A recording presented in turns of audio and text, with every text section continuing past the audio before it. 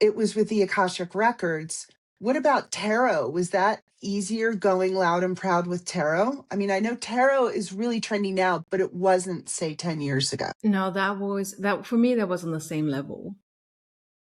How I got, because so I'm just thinking 2019 was just a very big spiritual year for me.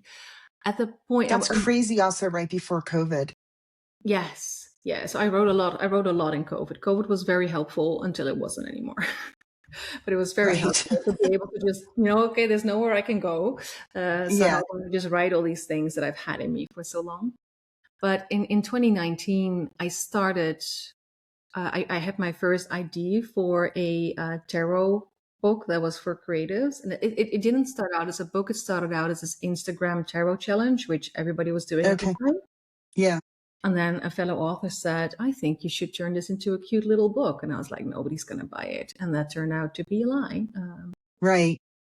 But when that idea came to me, so very specifically about using tarot to work through creative struggles, once I started doing that, and when I say came to me, that was really one of those, I sat outside in the sun, I was meditating, and I was just like, okay, I'm just going to be open to whatever needs to get through me. And when that came, I was like, no, that's not really what I want to do in public. But there was this whole tarot challenge that just ended up in my lap, and it was like almost finished. Just like, here you go.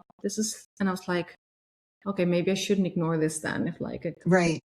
So I didn't. And at that point, I started allowing myself to work with that a little bit. So I started creating these card spreads or tarot spreads. When I say tarot spreads, I don't care whether you use tarot or another type of card with it. But I just tend to use the word tarot.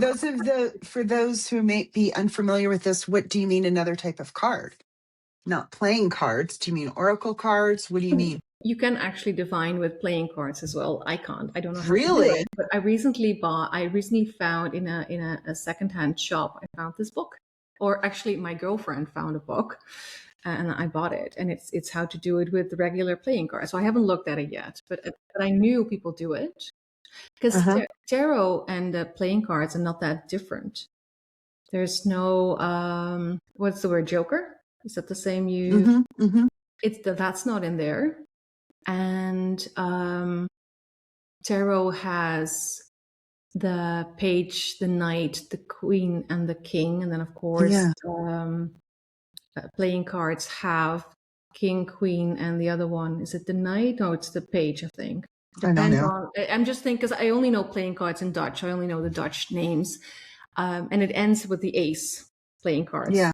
But of course, in tarot, ace is where it starts. So it's pretty depending similar. upon what game you're playing in traditional cards, though. It can be aces high or aces low. Yeah, but in tarot, it's low. So if you remove the major arcana from a tarot deck, and the tarot deck is major arcana, 22 cards, and then there's the minor arcana, you almost have a regular set of playing cards. So yes, you can divine with them. But what I meant was oracle decks, which come in all sorts of in shapes and right. Yeah. And some people feel more comfortable with oracle decks. They start with oracle decks because tarot can be a bit in your face and rude, and oracle decks tend to be a bit gentle. That's sort of like that depends on the oracle deck, of course, but that tends to be the universal differentiation. Like one is more gentle and the other one is more slappy, like, girl, wake up. Maybe that's why I've always been drawn to tarot, not oracle. Yeah. I need a good slap upside the head. Same. I love the tarot, yeah.